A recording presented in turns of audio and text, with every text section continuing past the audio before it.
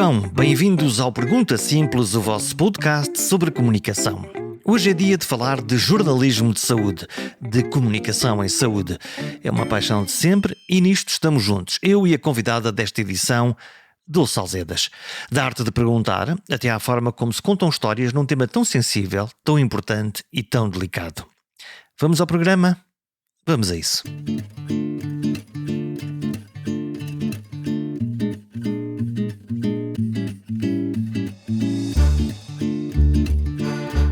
Falam duas pessoas que falam há anos do mesmo tema, a saúde dos portugueses, a saúde em Portugal. Falam de tudo, falam da vida, falam da saúde, falam da comunicação. Dulce Alzedas é jornalista profissional, fundadora da televisão SIC e especialista em assuntos de saúde. E esta é uma conversa entre dois amigos, com paragens para refletir sobre a forma como estamos a comunicar, como a curiosidade é um motor infinito e conhecer pessoas é das melhores profissões do mundo. Nesta conversa sabemos o que sentiu a doente súbita Dulce Alzedas na maca de um hospital e deambulamos sobre o percurso de qualquer português nos corredores do SNS. Talvez por causa deste ímpeto de missão e de serviço público, de serviço aos outros, na encruzilhada entre a saúde e a comunicação, Dulce Alzedas informa, de uma forma pessoal e intransmissível, uma decisão: suspender a sua carreira como jornalista e iniciar-se ao serviço do SNS. Se eu estivesse a falar de futebol, diria que esta é a transferência do ano. Vou estranhar não ter a Dulce a contar-me as notícias que realmente importam, mas vou celebrar todos os seus sucessos a comunicar saúde do lado do SNS. Fiquem para saber tudo. Dulce Alzedas, jornalista. Como é que vai a vida? Eu sempre sonhei fazer esta pergunta a alguém, que é como é que vai a vida? Que é uma pergunta que os jornalistas nunca fazem, porque senão como é que vai a vida? Se te apanharmos alguém que fale muito, pode ficar ali 3 dias a falar. Como é que vai a vida? Olha, por acaso eu já fiz várias vezes essa pergunta. Então, como é que vai a sua vida? E em trabalho. E às vezes quando estou em reportagem, em algumas circunstâncias, em algumas situações, sinto que é uma boa forma de iniciar uma conversa. Não conheço a pessoa do lado de ninguém. Olá, olha, sou a Dulce Alzedas, sou jornalista da SIC, vim aqui fazer uma reportagem sobre. Então, e os senhores, como é que se chama? Então, e como é que vai a sua vida? Isto habitualmente acaba por abrir assim ali uma espécie de um túnel de boa disposição, e as pessoas vão conversa, e depois ao fim dessa conversa de fala barato, de como é que vai a vida, parto para a conversa mais importante, aí sim a gravar. É um desbloqueador? É um desbloqueador. Como o porquê nunca te aconteceu? Então porquê? Então porquê? Mas o então porquê é uma boa pergunta, não é? É a melhor pergunta que existe. E em televisão imenso. Que é, tu dizes-me qualquer coisa e eu digo, então porquê? É porque ainda por cima, e tu sabes que és de rádio, nós em televisão temos aquela dificuldade enorme, que é tirar o vivo, aquele bocadinho do que as pessoas dizem, o vivo, o TH e tal. Arranja bem um som de baita, arranja bem um bocadinho que explica quase tudo, não é? E muitas vezes a comunicação das pessoas está de tal maneira estruturada que nós queremos é desestruturá-la, para pegar exatamente no início, numa palavra que dê para tomar, um verbo, enfim. Que não seja um não? Que não seja um não. Não, mas mesmo com o não, isso às vezes também nos ajuda. Porque consoante aquilo que tu digas antes e que escrevas antes, não é? Mas o porquê, para mim, particularmente para mim, é uma pergunta que eu gosto imenso de fazer, e às vezes nem faz muito sentido ali, naquela conversa que estou a ter com as pessoas, mas que não só desbloqueia, como obriga as pessoas a explicar-se de novo de outra forma. Portanto, no fundo, quase fazeres um ciclo repetido de perguntas para teres a mesma, no fundo, ângulos diferentes sobre a mesma resposta? Para ter aquela resposta que eu sei que tem 30 segundos, 35 segundos, que é perceptível, e que toda a gente vai perceber que está ali na mousse, é mesmo aquela. E depois faz aquele assim, olhar semicerrado a dizer Ou é? Nunca fizeste o é? E não te dá cabo depois da gravação, às vezes? Não, porque eu tiro a minha pergunta. Às vezes ponho. Olha, quando nós estamos a fazer perguntas, e isso é uma coisa que a maioria das pessoas que não está no fundo nesta arte do perguntador é ajustarmos e adaptarmos o tipo de pergunta ao entrevistado, à pessoa que está ali à nossa frente. Como é que tu exploras isso? Eu agora vou-me envaidecer. Eu tenho uma facilidade grande, é a melhor característica ou a melhor qualidade que eu tenho como jornalista, ou se calhar a única, que depois envolve tudo o resto, que é, eu tenho muita facilidade em falar com qualquer tipo de pessoa. Eu tanto vou para um bairro da Lata falar com as pessoas que lá vivem, como vou para uma universidade de medicina falar com um professor catedrático. Eu tenho facilidade porque eu gosto de falar com pessoas, eu gosto mesmo de falar com pessoas. Isso é um nivelamento ou tu abstrais-te da ideia de que esta pessoa tem o cargo X ou Y e é mais importante ou menos importante? Abstrai-me um bocadinho.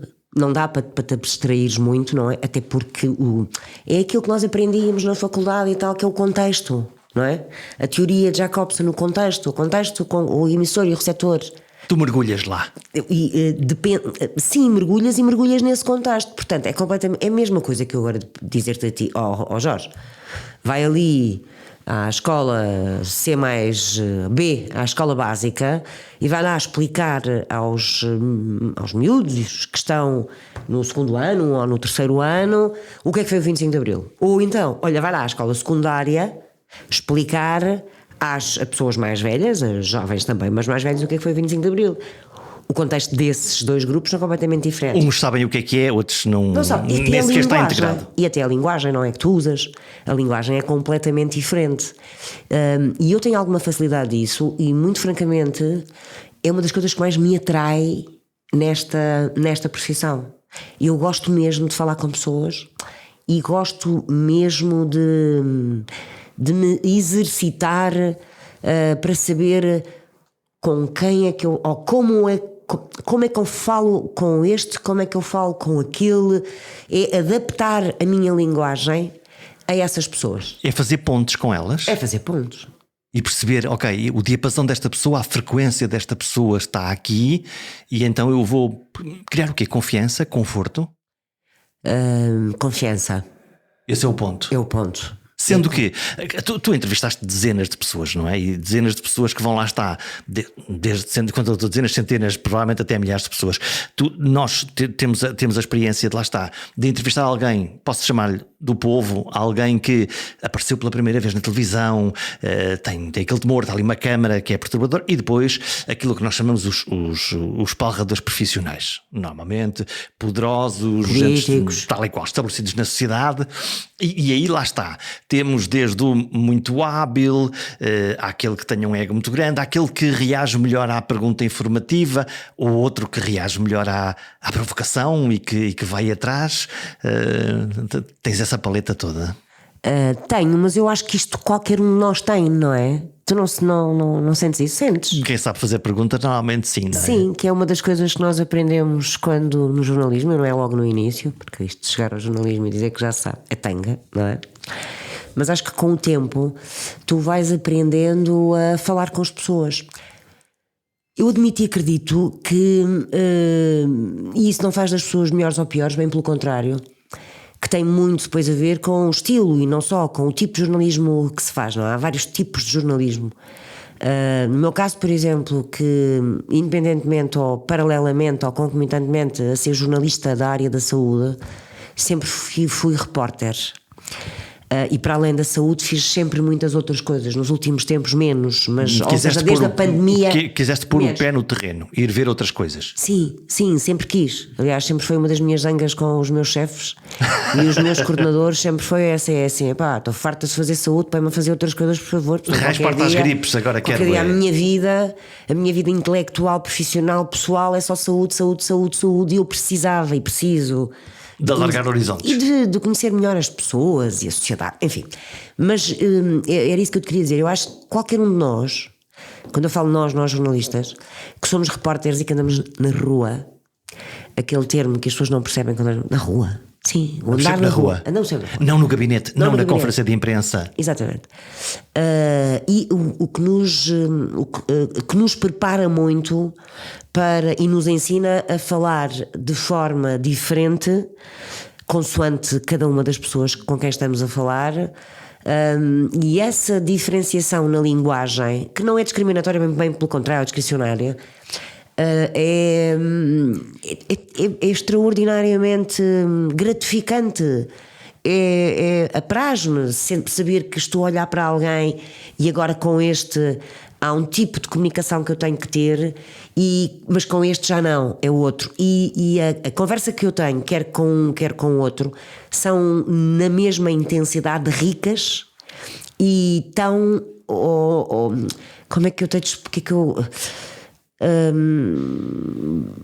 É como se tu tivesse. Bons exemplos profissionais, independentemente da pessoa com quem estás a falar, percebes? Mas é muito como os melões, lá está. Tu olhas para um entrevistado e às tantas, se calhar até pensas, não dou nada para esta pessoa. E subitamente, uou! Há esse espanto? Há sempre. Aliás, eu estou numa fase enfim, decisiva da minha vida profissional e tem muita graça porque quando eu olho para trás, penso assim, Dulce, nestes 30 anos, o que é que mais te agradou em jornalismo? O que é que mais te agradou fazer? O que é que te deu mais gozo? O que é que te deu mais gozo fazer? Conhecer pessoas. Se eu tivesse tido outra profissão, nem de perto nem de longe eu tinha conseguido conhecer tanta gente. E não é só conhecer numa de ver, é conhecer, é conversar, é às vezes até intrometer-me na vida das pessoas, porque acabas por entrar na intimidade das pessoas, não é? É testemunhar?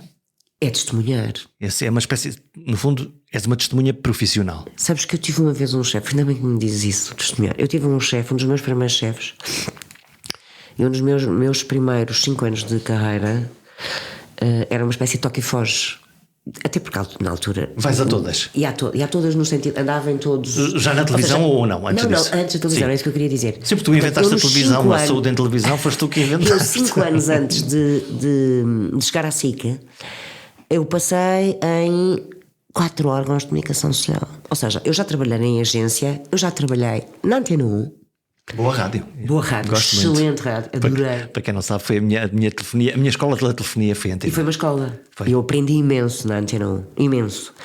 E aprendi uma coisa muito engraçada, que ainda hoje, quando me perguntam o que é que gostas mais de televisão ou rádio, eu tenho muitas dúvidas. Muitas. A televisão tem um lado da imagem, e a imagem é vulcânica no sentido que te amassa, que tu ficas a olhar. Tumba, toma lá, vou-te mostrar tudo. Mas a rádio tem sons brutais. Há sons que só na rádio é que tu os consegues ouvir e consegues perceber o impacto que têm os sons. E tens que acrescentar a tua parte, porque o ouvinte acrescenta uma parte daquilo que tu lhe estás a dar. Claro, obviamente. Isso que acontece em rádio. No fundo, a rádio é uma sugestão do mundo. Olha para isto. É mais. Eu não, agora parei um bocadinho porque me estou aqui a tentar comparar televisão e rádio. Uhum. Sim, tu tens as duas experiências. A rádio é mais bruta no sentido de mais crua, mais natureza, mais natural. Em televisão, independentemente daquilo que tu digas e do texto que tu escrevas, tens sempre que conjugar som e imagem, não é? E é diferente, é mais trabalhado. Mas na televisão para ti é muito claro que a imagem é a rainha e portanto é o que lá está e impõe-se ao resto de tudo. Na maior parte das vezes sim. Ao não dito, no fundo, há essa comunicação até Na maior parte das vezes, sim. Não falada. Deixa-me só acabar aquilo que eu estava a dizer há bocado, já explico isto. Esta questão de eu ter passado em rádio, num jornal semanário, num jornal diário e na Lusa, e depois na televisão. E portanto, isto deu-me aqui. E agora as redes sociais, que é onde nós estamos todos a produzir coisas também para lá. Sim, claro, obviamente. E olhando bem para estes 5 locais onde eu trabalhei, em todos eles eu senti que de facto aquilo que eu te estava a dizer há bocado, que é o importante mesmo é conhecer pessoas. Não haverá outra profissão no mundo, ou haverá, mas são muito poucas, em que tu tenhas essa possibilidade. E como é que, essa coisa que é outorgada aos jornalistas, que é todos fazemos perguntas, mas cabe aos jornalistas o direito de exigir respostas aos poderosos. Essa outorga da pergunta, tu tens consciência desse poder da pergunta? Porque no fundo tu não decides nada, não é? Quer dizer, mas tens no fundo a varinha de condão que a sociedade te outorga, dizer vai e pergunta àquele que aquele manda mesmo, então vai lá perguntar-lhe qualquer coisa. Tenho, mas sabes que isso assusta-me mesmo. Obriga-te a uma humildade? Porque obriga-me a ser humilde e obriga-me a outra coisa, obriga-me a ser ética, a antes de perguntar, tentar perceber a quem é que aquela pergunta vai interessar. Qual é o efeito da resposta da pergunta? Qual é o efeito da pergunta e qual é o efeito da resposta?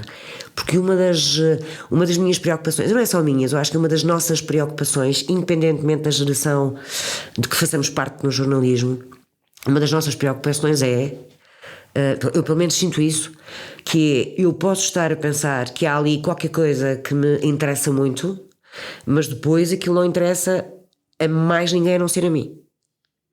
E a pergunta que tu fazes tem muito. É muito assustadora por causa disso. Não sei se tu sentiste isso alguma vez, sentiste certeza. Que é estas perguntas todas que eu vou fazer. Para que é que servem? Para que é que servem? E depois, quando chegar à redação e for escrever. Qual é a história que vais contar? Qual é a história que vou contar? E mais, que perguntas ou que respostas destas que foram dadas é que interessam a quem me vai ver e ouvir. E não ao pequeno círculo da pessoa que está a falar ou ao pequeno círculo da bolha mediática onde nós estamos. Claro. O que torna às vezes aquilo, quer dizer, uma não comunicação no fundo, não é? É uma comunicação direcionada para um grupo muito pequeno, não é? Que é o dos poderosos, habitualmente. Que é o dos poderosos, habitualmente. Aliás, eu por acaso já fiz jornalismo político há muito pouco tempo, mas fiz. E gostaste? Não. Porque eu penso, por exemplo, no caso, é curioso, quando nós falamos da saúde, que é um campo que ambos abraçamos, grande parte das histórias que nós fazíamos, eu diria quase metade, eram política e economia ligada à saúde. Qual é o orçamento, para onde é que está o orçamento, enfim, mas era. E depois. A política de saúde, que é uma das coisas que eu adoro. A política de saúde, essa parte fascina-te, não é? Mas é aquele sentido de política a bem da comunidade, ou seja, o bem comum, não é? Não é política partidária. Não sei se consigo explicar. No fundo, aquilo que os ingleses encontraram como a diferença entre policy de políticas de saúde e o politics, que é da política dos políticos. É o policy. Eu gosto do policy, do health policy. Que é tomar decisões que depois acabam por ter impacto na vida das pessoas. Claro. Olha, tu há bocadinho estavas a falar de estou num momento decisivo da minha vida. O que é que está a acontecer? Como vai a tua alma? O que é que vai acontecer? Ponto 1. Eu estou a tentar convencer-me a mim e também aos outros. Eu sou jornalista, eu tenho um perfil jornalístico. Portanto, a Dulce e a Dulce Alzedas sobrepõem-se uma à outra. Eu sou intrinsecamente jornalista, eu sou jornalista, quer dizer, às vezes está na massa do sangue. A minha família às vezes diz-me: oi, para aí, vê lá, calma que... Não. E portanto o jornalismo é uma coisa que me... 36 anos, é muito mais do que metade da minha idade, quer dizer, não... muito mais. Mas nos últimos tempos, quando eu falo nos últimos tempos, nos últimos 9 anos, 10 anos, sobretudo, aprendi também a gostar muito de saúde. E, portanto, profissionalmente, se calhar sinto-me dividida e apaixonada pelas duas coisas: jornalismo e saúde. E nestes últimos 10 anos, sobretudo nos últimos 5 anos, 6 anos, comecei a idealizar na minha cabeça a possibilidade de daqui para uns tempos poder fazer outra coisa ligada à saúde. E eu gosto, ainda há bocado disse, muito de política de saúde. Gosto muito de perceber e de explicar como os efeitos que boas políticas de saúde têm nas pessoas, na comunidade, e mais do que isso, explicar às pessoas, tentar fazer com que há quem diga que isto se chama literacia. Eu acho que é mais do que isso. Explicar às pessoas como é que podem usufruir dos sistemas de saúde. É comunicar saúde, no fundo é explicar a saúde às pessoas. É comunicar saúde, exatamente. Portanto, não é comunicar doença, é comunicar, não é ser apenas um assessor de imprensa, mas é o comunicar a saúde. Por exemplo, o nosso sistema de saúde, e eu falo no sistema, não falo no serviço, são extraordinários. Nós temos o Serviço Nacional de Saúde tem uma arquitetura jurídica, tem um edifício jurídico brutal. E uma capacidade de resposta também, não é? Sim, mas depois há ali uma característica que tem que estraga tudo o resto. É que é muito antipático, ou seja, ao contrário, não é simpático com os seus cidadãos. Os cidadãos portugueses têm tudo no Serviço Nacional de Saúde. Ele tem respostas para tudo, mas depois as pessoas não sabem como é que vão à procura dessas respostas. Não sei se percebes. Portanto, andam perdidas no sistema. Na navegação, no fundo andam perdidas no sistema. Para onde é que eu vou, até encontrarem uma porta e às tantas encontram um caminho, mas não... Andam perdidas no sistema. Os cidadãos em Portugal andam perdidos no sistema de saúde. Por isso é que tu tens um serviço de saúde que responde extraordinariamente bem a questões urgentes e emergentes. Porque a malta sabe qual é o caminho. Porque entras lá e acabou. Está ali a porta de urgência e a partir desse momento aquilo é importante porque a pessoa ou vive ou morre e o caminho está ali estabelecido. E depois tens um problema gravíssimo que é o acesso. O acesso, parece que a porta está ferrugenta e tu queres entrar e empurra. Temos que ir empurrar um bocadinho. E aquilo, a porta não entra, não é? Pronto. Mas depois lá está. Mas quando tu passas dessa porta mais ou menos perra, quando tu descobres onde é que está o sítio, o sistema encontra, lá está, respostas. O sistema dá respostas. Dá respostas e dá boas respostas. Estão a gostar do Pergunta Simples? Estão a gostar deste episódio? Sabia que um gesto seu me pode ajudar a encontrar e convencer novos e bons comunicadores para gravar um programa? Que gesto é esse? Subscrever. Na página perguntasimples.com tem lá toda a informação de como pode subscrever. Pode ser por e-mail, mas pode ser, ainda mais fácil, subscrevendo no seu telemóvel através de aplicações gratuitas como o Spotify, o Apple ou o Google Podcasts. Assim, cada vez que houver um novo episódio, ele aparece de forma mágica no seu telefone. É a melhor forma de escutar o Pergunta Simples. Estás agora fascinada com essa ideia de poder passar a comunicar de saúde? Sim, quero ir estudar. Meti na cabeça que quero muito estudar uma área que não queria muito falar nela agora aqui. E gostava muito aqui por 3, 4 anos ter muitos skills para poder ambição para poder fazer outras coisas ou estar noutros patamares a fazer outras coisas, e quero muito trabalhar em comunicação e saúde, e portanto é essa a porta que vou abrir nos próximos tempos. Se der certo, deu. Se não der certo, volta atrás. O que é que acontece ao jornalismo? Fica suspenso. Como nós somos das notícias, isto é uma notícia. A decana do jornalismo de saúde em Portugal decide fazer uma pausa para estudar, pensar e fazer Fica comunicação. Suspenso. Apesar de eu te dizer uma coisa que eu sou muito ortodoxa. Muito ortodoxa em relação à nossa profissão. Okay. Aliás, digo-te isto, toda a gente, os nossos colegas, os meus amigos dizem isso. E portanto eu vou suspender a carteira profissional, apesar de achar que aquilo que eu vou fazer não é incompatível com a profissão de jornalista. Sentes-te mais confortável? Sinto mais confortável, mas não é incompatível. Portanto, eu não vou fazer assessoria empresarial. Sim, mas no fundo vais de alguma maneira fazer comunicação em saúde e apoiar o sistema de saúde português? O Serviço Nacional de Saúde, sim. Queres partilhar para onde é que vais? Sim, posso partilhar. Aliás, quando isto for para o ar, Já é verdade. Já é verdade. Vou para o Centro Hospitalar Universitário de Lisboa Norte, de Santa Maria e Polido Valente, tentar fazer e foi esse o desafio que tive, tentar fazer um projeto de comunicação interna e externa, que não apenas de assessoria de comunicação. Num hospital gigante. Num hospital gigante, o maior. E se me sair bem, logo se vê. Mas eu gostava muito que, não de me sair bem, mas que a comunicação naquele hospital tornasse o hospital mais humanista, mais humano. Mais próximo. Mais próximo das pessoas. Já tens uma ideia, já dedicaste tempo a pensar sim. como é que podes já fazer isso? Já tenho um plano, já tenho um programa, já tenho um plano, não vou dizer tu a ti, não é? Sim. mas já pensaste sobre isso? Sim, já está escrito. Já o escrevi e portanto tem um plano estratégico com algumas propostas que serão aceitas ou não.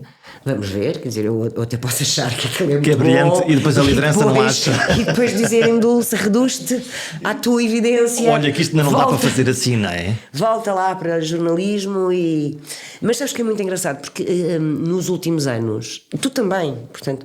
Eu fiz esse percurso também, já agora. Houve uma altura em que disse o jornalismo mesmo é bom, mas temos que fazer e aprender outras coisas. Também o fiz. E não estou arrependido de todo. Sim, eu nos últimos anos, quando eu falo de últimos anos, 15 anos mais ou menos, percebi que não valia a pena perceber como é que funcionava o Serviço Nacional de Saúde em Portugal e o sistema de saúde em Portugal sem perceber como é que funcionavam os outros.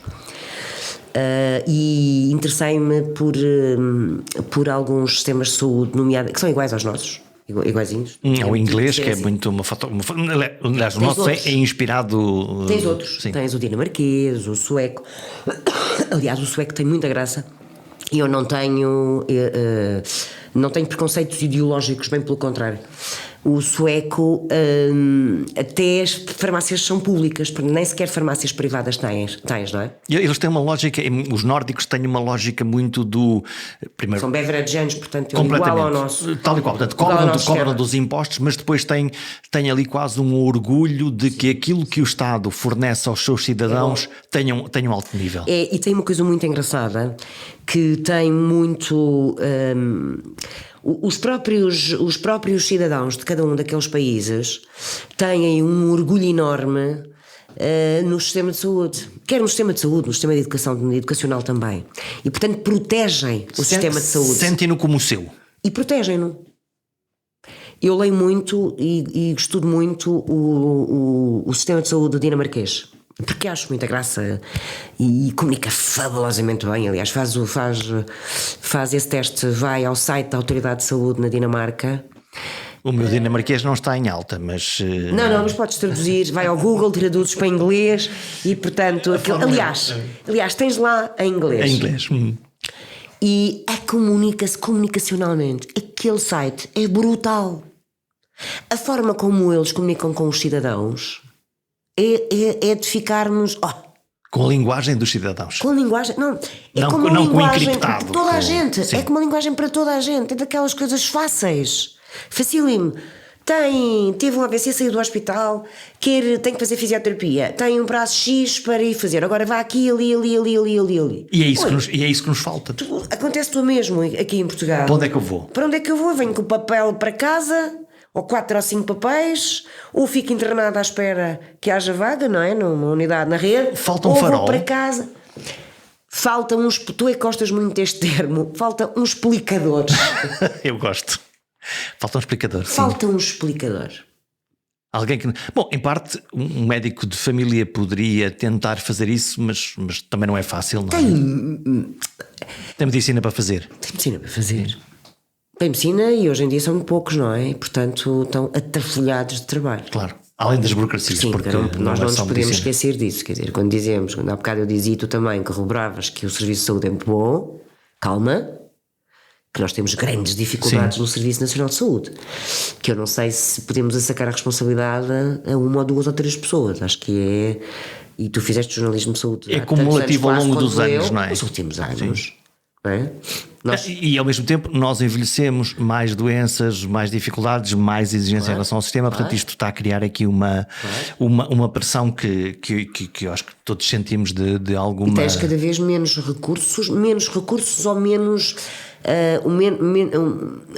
uma pior organização dos recursos, não é? Sim. Não, eu estou a pensar, sempre que eu olho para o sistema de saúde, obviamente vemos grandes hospitais com o Santa Maria é um exemplo, o de Coimbra, o São João, os grandes 5 hospitais que nós temos no país, e por outro lado, ao mesmo tempo, eu digo assim, se calhar muitas pessoas poderiam beneficiar e estar a ser tratadas ou cuidadas em casa, se calhar de uma maneira até mais humana e mais próxima.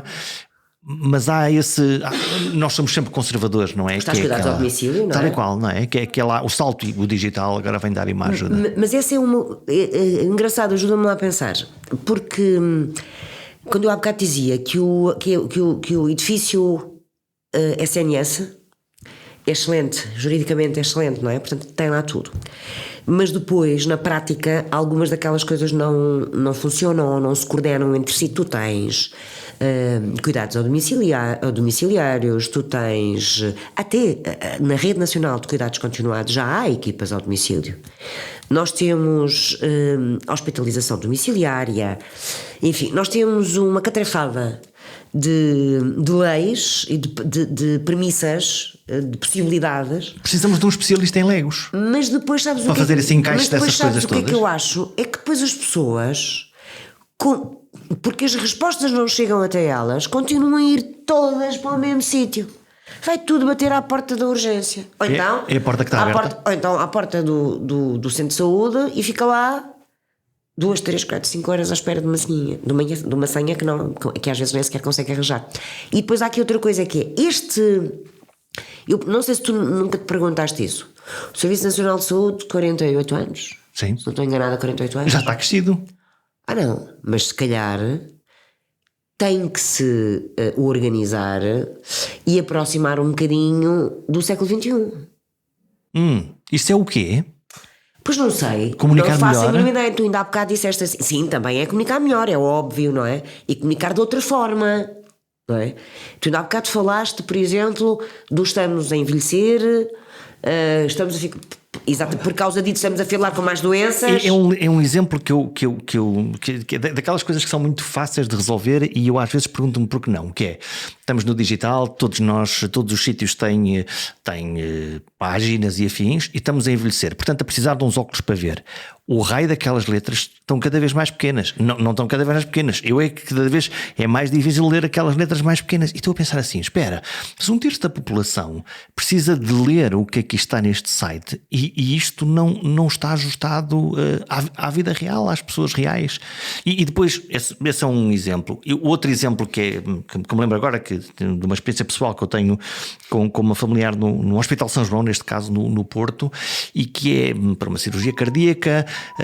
A enfermeira ligou no dia anterior com linguagem natural a perguntar o que é que a doente tinha, não tinha, não sei o quê, na admissão a dizer, olha, vai acontecer isto, vai acontecer, tudo em linguagem natural, com um papelinho escrito não em chinês, mediquês, e eu disse, uau, mas isto também acontece, e acontece aqui, e é em Portugal, não é outro sítio qualquer. Claro, mas tu tens os dois lados. Não te chateias quando se chegam, não sei se contigo acontece, certeza absoluta, quando sabem que tu trabalhas na área da saúde ou ligado à área da saúde, não vão antigos colegas, amigos fazer-te queixas do que aconteceu. Sim. Tu estás sempre a defender o SNS. Exatamente, a mim também, e eu às vezes apetece-me bater-lhes, fico zangada, fico irritada, assim, calma, há coisas ótimas no SNS. Sim. Ótimas. Há coisas más, sim, mas há coisas ótimas. Ainda aqui há tempos eu soube de uma situação muito engraçada, enfim, uma forma de falar, e são essas coisas boas que eu também gosto muito de privilegiar e de comunicar. Há muito tempo houve um miúdo de 13 anos, 14 anos que foi atropelado por um caminhão o Ruben, no Algarve. Acabou por ser transferido de Faro, enfim, fez o percurso todo, acabou por ser transferido de helicóptero para Santa Maria. Ele ficou sem uma perna e a fratura foi até acima da anca. Portanto, enfim, ficou com problemas gravíssimos em termos abdominais, não vale a pena dar por nós.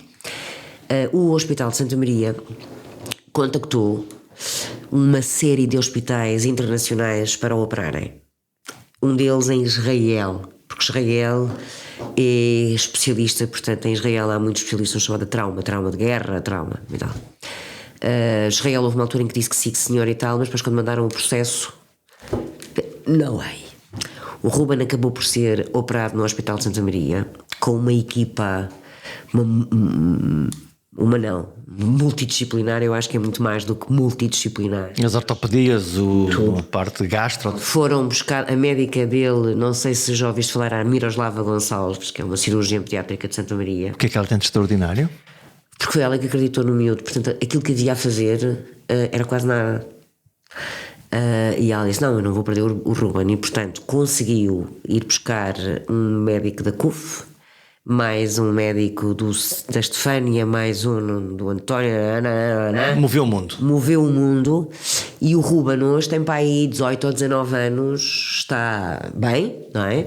Já tem uma prótese na perna, esteve internado. Eu fiz uma reportagem na altura com ele, e depois voltei a fazer uns tempos depois, uma espécie de um Perdidos e Achados.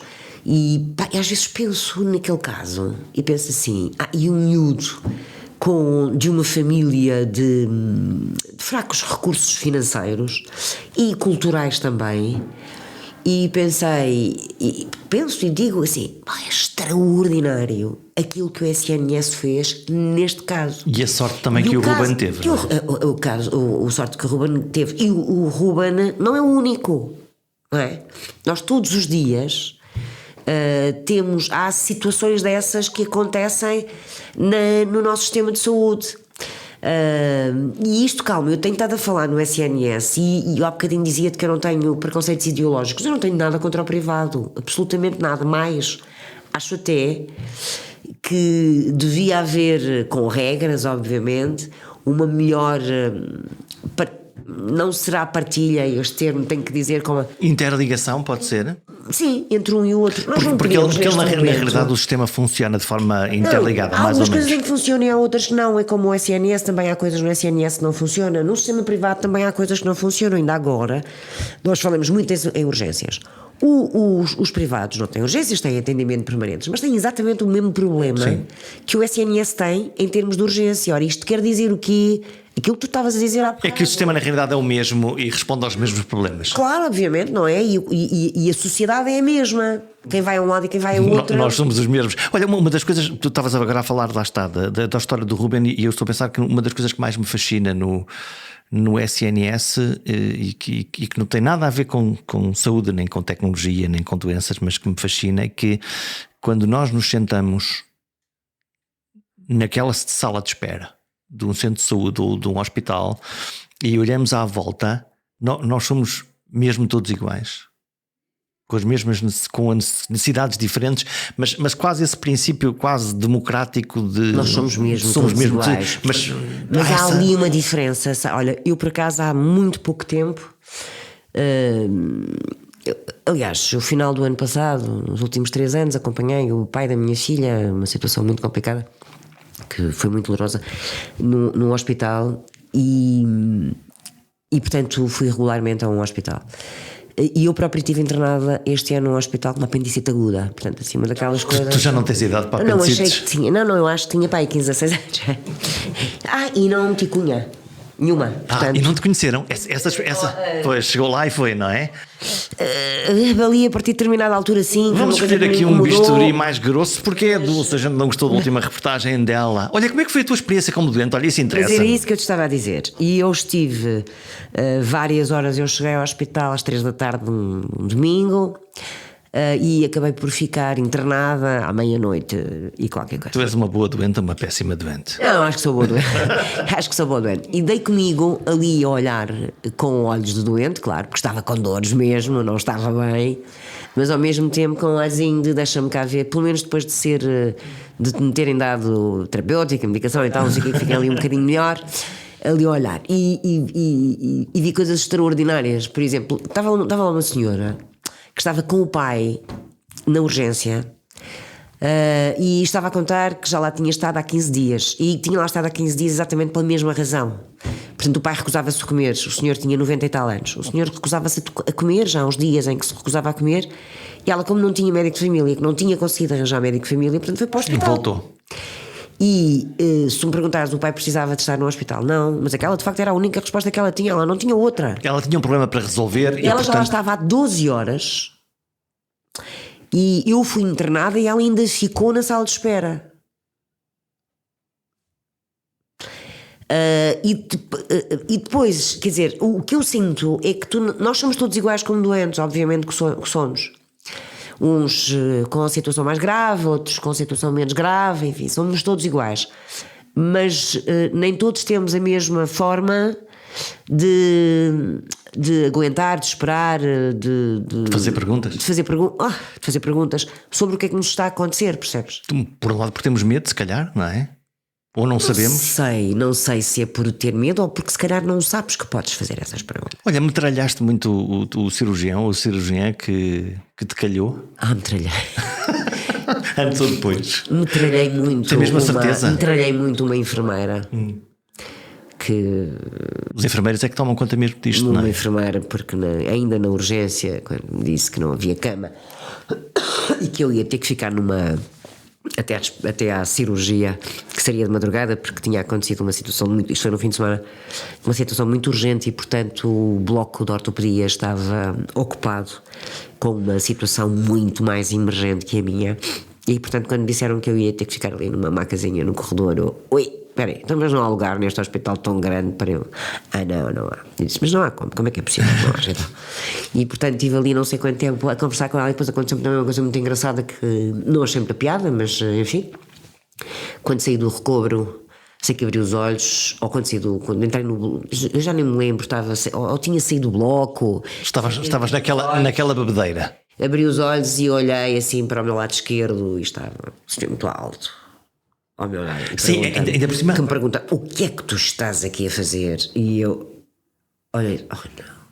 Era o diretor da anestesia do hospital que tinha sabido que eu lá estava e portanto deve ter passado no bloco e ficou ali a olhar para mim para ver se eu acordava bem, e isso custou-me um bocadinho, senti-me assim, achei graça, simpático. Mas isso é carinhoso, não é? Mas fiquei assim. Porque lá está, porque nós conhecemos estas pessoas, lá está, todos vestidos, não deitados numa maca, a olhar de baixo, não vulneráveis. Não vulneráveis, aquilo é uma situação muito vulnerável, não é?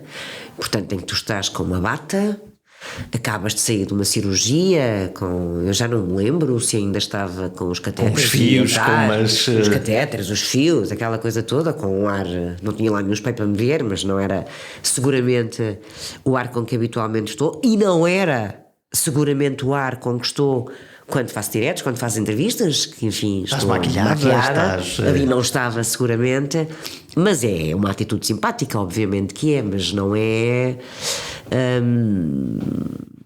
é simpática, sim senhora, e falta-me o termo. Ficaste embaraçada? É embaraçosa. É embaraçosa. E vulnerável, eu estou a pensar não nesse momento, mas aquela ideia de... Eu fui operado à apendicite também, tinha pai 12 anos e lembro-me quando o médico, chamaram um cirurgião a fazer aquelas tretas todas, ainda obviamente as ecografias ainda não eram propriamente tecnologia usável, e quando o cirurgião fez aquele sorriso de é uma apendicite, vamos operar, a primeira coisa que eu me lembrei foi para a semana não, e ele não tem que ser agora, e isto... Sabes que eu disse mais ou menos a mesma coisa. Eu, por mim, adiávamos. E foi agora, não é? Eu disse, então, mas tem mesmo que ser operado? Eu não dá para me dar um antibiótico, uma coisa qualquer, eu ir para casa para ver se isto melhora 3, 4 dias. Se quiser, pode ir para casa, que vá antibiótico, mas olha, não vai esperar 3, 4 dias, amanhã Volta. está cá outra vez e se calhar pior, portanto veja lá e tal. E pronto, e eles têm argumentos muito fortes, habitualmente, quando nos querem convencer a. E tem graça porque não havia cunha absolutamente nenhuma, não, e fui bem tratada, de facto. Aquilo que nós estávamos a conversar há bocado. Quando há necessidade de uma resposta urgente, E sabe o que é, normalmente o serviço responde. O serviço responde. O problema é entrares ali dentro. O que é uma grande história? Sabes que eu vinha para aqui e vinha a pensar nisso porque falaste nisso no telefone. O que é uma grande história? O que é que tem que ter uma grande história? Tem que ter novidade. Tu és uma jornalista da Hard News, lá está, acabou de acontecer, olha, sei uma coisa e vou contar-te. Eu também faço reportagens grandes e tal, mas mesmo uma grande reportagem tem que ter alguma coisa de novidade. Não é só explicar aquilo. Tem que ter alguma coisa que as pessoas ainda não tenham visto, que não tenham ouvido, porque senão não é uma grande história. Não sei se percebes o que é que eu quero dizer. Tens que ter o fator ahá? Tem que ter. Tu até podes estar a contar uma história que já foi contada, que o tema já foi contado por outras pessoas, não é? Mas tu encontraste um ângulo. Tem que haver ali qualquer coisa de novo, porque se não houver nada de novo. Ok, já vi. É mais uma, não é? E depois, a juntar a isso, tens que saber contá-la muito bem. Escrever uma notícia, escrever uma reportagem é contar uma história. Eu, por exemplo, acabei de fazer agora uma grande reportagem. Tem 35 minutos. Aquilo é enorme, é horrível de fazer. E tens de contar uma história que comece. É horrível porquê? Porque tens que cortar. Não, porque para conseguir manter, lá está aquilo que estávamos a falar, tinha a ver com a história. Para se conseguir manter algum interesse das pessoas que estão em casa ao computador, seja lá como for, durante 35 minutos. É longo. Tem que ter haver uma tensão narrativa. Tem que haver tensão narrativa. Não sempre, mas tem que haver altos e baixos. Quando aquilo está a baixar, tem que levantar. E pões o quê? Onde é que está o sal e a pimenta? Onde é que se vai buscar isso? Tem muito a ver com o tipo de situação, com o tipo de história, com a linguagem, com o som, tem muito a ver. Ou seja, com os entrevistados? Com os entrevistados, com a notícia, era aquilo que eu te estava há bocadinho a dizer. Quer dizer, tu quando começas a contar uma história, as histórias têm partes boas e partes menos boas, partes mais interessantes e partes menos interessantes, não é? E elas têm que ser contadas de forma a que se mantenha ali um ritmo, a que não ponhas tudo muito bom no início e depois vai em vazio, cai, ou o contrário, e arriscas-te a perder pessoas. O que acontece é desliga, não vê, parte para outra, e portanto precisas de fazer ali uma espécie de uma onda, umas ondinhas epidémicas, estás a ver as ondas epidémicas? Vai lá acima, baixa, vai lá acima, baixa, vai lá acima, baixa. Mas mesmo estas grandes reportagens têm que ter qualquer coisa de inovador, de novo, porque senão. Qual é o interesse? Já foi visto. E não é jornalismo, no fundo, não é? Quer dizer, seria outra coisa. Seria outra coisa. E aquele. Tu tens na tua cabeça. Tu és uma jornalista premiada, portanto, agora não sei se os prémios são coisas boas para o ego ou se são simples reconhecimentos sociais. Tu tens na tua cabeça um top, uma ou duas reportagens ou histórias que tu olhes hoje e digas: aquilo foi uma grande história, aquilo foi. Ali eu consegui mesmo chegar lá. Tenho, e tem graça porque poucas são grandes reportagens. Essas tais reportagens dos prémios, há lá apenas uma única, que eu considero que foi um grande trabalho.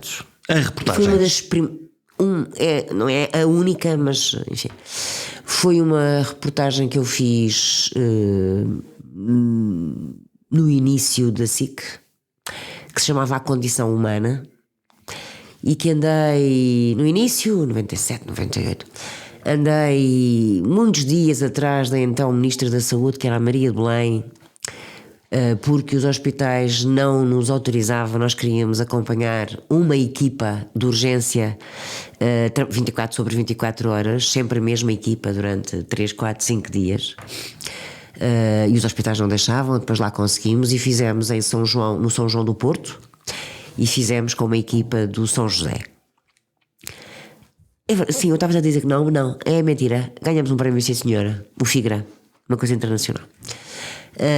E aquela reportagem, portanto, nós, imagina, fizemos para aí durante 3 fins de semana uma equipa de urgência do Porto, do São João do Porto, que entrava à meia-noite sábado e saía à meia-noite domingo, 24 horas, e cá em Lisboa fizemos uma que entrava às 8 da manhã de sábado e saíam às 8 da manhã de domingo, e portanto acompanhámos-los 4, 5 vezes, sempre nas 24 sobre 24 horas. As várias saídas para salvarem pessoas. E aqui em urgência hospital, urgência e emergência mesmo. Eu acho que aquela reportagem foi uma das primeiras reportagens televisivas que mostrou o murro que era, que agora está um bocadinho melhor, mesmo assim, o morro que era, ou que é, o estar numa urgência, trabalhar numa urgência, que eu tinha texto, mas as situações eram complicadas mesmo. Tinha algumas situações também hilariantes, mas pronto. Tinha o dia-a-dia 24 sobre 24 horas dentro de uma urgência de um hospital. É natureza humana, não é? Era chamava-se A Condição Humana. E aquela reportagem deu-me um prazer enorme fazer. Lembro que na altura foi muito falada. Depois ganhámos um prémio, eu e os meus colegas fizemos a reportagem, ganhámos um prémio. Aliás, uma das pessoas que fez essa reportagem comigo, nós fazíamos na altura muito reportagens a 2, foi o Rodrigo Guedes Carvalho. Que sorte! É verdade. O Rodrigo tem uma característica, tinha e agora continua a ter, muito engraçada. As pessoas conhecem-no como pivô, mas ele tem uma noção muito grande de imagem em televisão, do enquadramento tem ali uma... Da arquitetura da própria linguagem de televisão? Sim, brutal. E além disso depois é um jornalista escritor e portanto isso também lhe dará uma componente de narrativa. Agora mais, sim. Mas sim. Mas em termos de técnicos, jornalisticamente falando, e ele tem um faro, diria eu, muito acima do que é a média. Eu diria a média a mais. E portanto nós fizemos os 2 a reportagem com o cameraman, Renato Freitas, e essa reportagem foi uma das reportagens que me marcou, mas houve outras, engraçado, mais pequenas. Uma das coisas que mais mas tu, se tu me perguntaste se era uma grande história, tu perguntaste, não sei se é. Não, aquela que tu sentes como uma história que tu achas que foi uma história que te encheu a alma, que tu dizes, ok, eu contei isto e isto é uma grande história. Essa, mas eu acho que já fiz tantas que me encheram a alma. Depois até esqueço. Sim, exatas boas. Não, mas já acho, olha, por exemplo, fiz uma na Guiné-Bissau sobre o sistema de saúde na Guiné-Bissau. Encheu-me a alma e de que maneira? Passamos da cobertura de um país rico para um país que tem quase nada. Vim de lá a chorar, dias e dias e dias a pensar naquilo. Essa foi dura, muito dura, muito dura, muito dura. Porque te doeu o que tu viste? Horrível. Olha, foi das coisas que mais me impressionaram, porque quando tu entras num hospital e precisas de sangue, e se não tiveres dinheiro para comprar o sangue, morres. É uma coisa que não nos passa pela cabeça. Que é isto? Ou quando tu entras para parir, uma mulher entra para parir numa maternidade pública e tem um relógio, leva propositadamente o relógio porque sabe que esse relógio pode ser o pagamento de um grande bem-estar. Ou quando, por exemplo, tens uma senhora que acabou por morrer enquanto lá estávamos, porque estava grávida e teve um parto em casa. e acabou por morrer com uma infecção, foi levada para o hospital e não conseguiram parar a infecção, e apenas porque não... eu até me gostava de falar naquilo, porque ainda no outro dia estava a ouvir o relatório da PNUD, do Programa para o Desenvolvimento das Nações Unidas, e a Guiné é neste momento o país do mundo com maior mortalidade materna. E nós estamos tão perto deles. Eles falam português como nós. Nós ajudamos, enfim, temos tantas capacidades, não consigo perceber. Aí fico até incomodada por falar nisto. Mas sim, essa reportagem foi uma das que me marcou também. Mas houve muitas outras. Muitas. Vamos fechar. Estás preparada para ser Dulce, não jornalista? Espero estar. Mas acho que não vou deixar de ser jornalista nunca. Ser ou estar jornalista? Ser ou estar comunicador?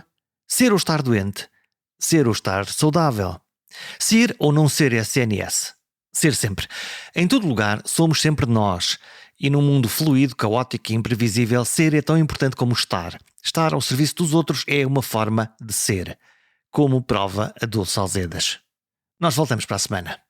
Voltem também.